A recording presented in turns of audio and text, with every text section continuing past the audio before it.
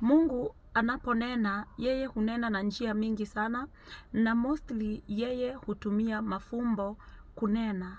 So it is up to you to be prayerful. So wakati mtumishi wa Mungu anakunenea, anapohubiri, unaposikiza nyimbo, wakati uko na watu ambaye wanaamini na wanaongea, wakati unaomba ufunuo, Mungu atakufungua masikio ya undani, utakuwa unaelewa kwa upana na kwa urefu kulingana na lile neno Mungu anataka kukunenea kupitia wale watu. Biblia inasema katika kitabu cha Zaburi 78, sikieni mafundisho yangu enyi watu wangu, yategeni sikio maneno ya kinywa changu. Nitasema nanyi kwa mafumbo, nitasema mambo yaliyofichika tangu kale.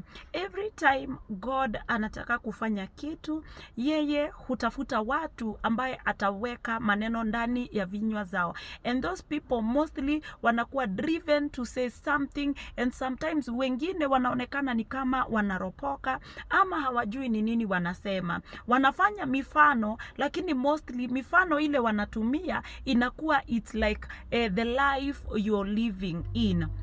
It's like something you wanted, ama anything, just anything ambayo katika ile maneno kwa mawazo yako unapiga picha na unaona mimi niko mahali pale ndani. It is better to be very wise, because God never uses a person who is a foolish.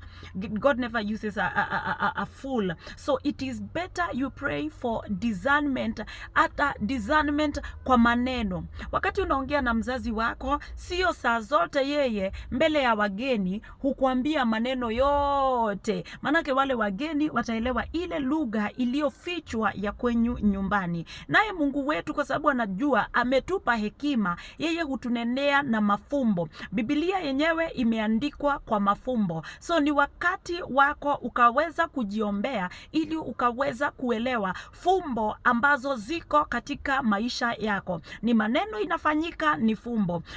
Nipate nimekuwa ikifanyika wakati uko na marafiki, wakati uko na familia, ni dhambi umekuwa ukirepeat anything that's coming in your life. Fumbo lile ukaweza kufumbua. Mungu hunena kwa njia zile. Bwana awabariki sana.